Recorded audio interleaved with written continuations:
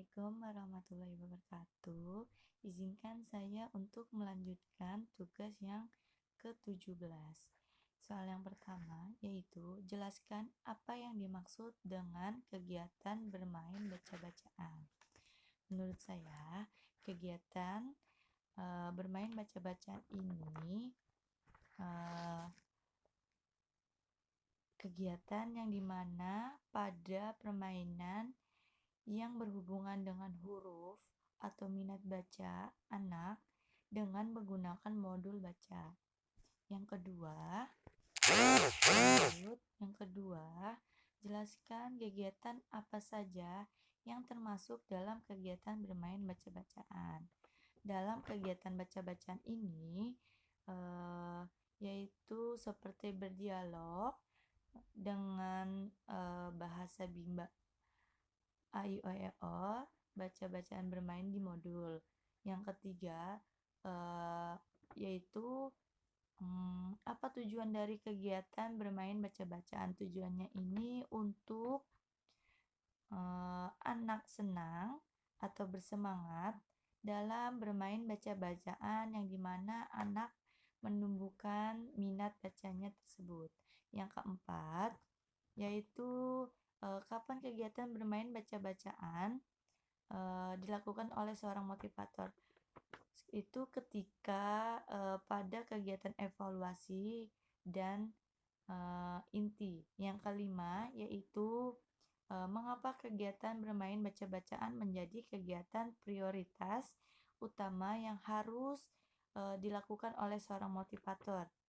Karena agar anak menumbuh minat baca dan dalam terampil pada bermain baca-bacaan. Soal ke-6, apa yang harus dievaluasi oleh motivator ketika anak bermain baca-bacaan?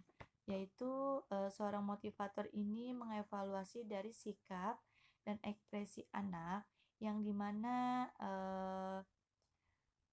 anak ini ketika ekspresinya sudah bersenang atau bersemangat, maka sikap dan ekspresi ini sudah terpenuhi.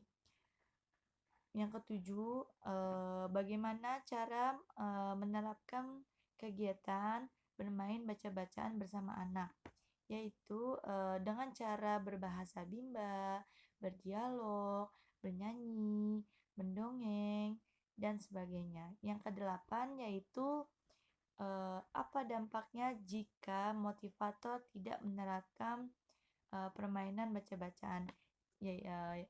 Menurut saya sih, jika tidak diterapkan, maka anak ini dapat merasakan jenuh atau kebosanan, yang dimana melakukan kegiatan dalam di Bimba, sehingga dalam tingkat minat belajarnya atau minat bacanya menurun, dan rasa minat baca atau ininya merasa menjadi beban buat mereka.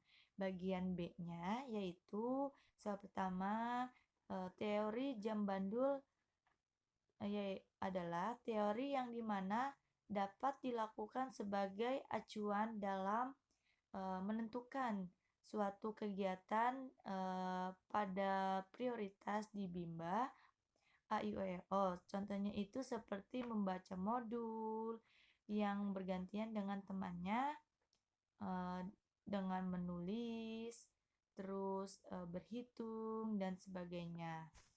Yang kedua, apa tujuan penerapan teori jam bandul? Nah, cara penerapannya itu di jam bandul itu tujuannya agar tercapai anak di Bimba A, I, U, E, O untuk menemukan fun learning atau senang, happy, bersemangat, dan bahagia. Soal yang ketiga yaitu kapan sih seorang motivator menerapkan teori jam bandul? Saat jam di inti atau di jam evaluasi. Yang keempat, bagaimana cara menerapkan teori jam bandul? Cara menerapkannya yaitu dengan bermain modul baca bacaan dan dengan cara berdialog dan mendongeng dan sebagainya. Lalu yang kelima, bagaimana cara jika seorang motivator tidak menerapkan teori jam bandul? Nah, jika tidak diterapkan, anak ini bisa merasakan bosan atau kejenuhan dalam kegiatan di Bimba. Dan agar tidak terciptanya tujuan utama untuk fun learning seperti menyenangkan. Nah, selanjutnya soal yang keenam ini, apa dampak jika seorang motivator tidak menerapkan permainan baca-bacaan? Yaitu dampaknya itu pada si anak merasakan jenuh sehingga dalam menurun dan minat bacanya dan menumbuhkan rasa bahwa belajarnya itu menjadi beban buat mereka. Seperti itu. Jadi kesimpulannya, jadi seorang motivator itu harus menerapkan pada bermain jam di bandul agar anak tidak merasakan bosan atau kejenuhan. Mungkin gitu aja dari jawaban saya. Mohon maaf apabila ada kekurangan. Wassalamualaikum warahmatullahi wabarakatuh.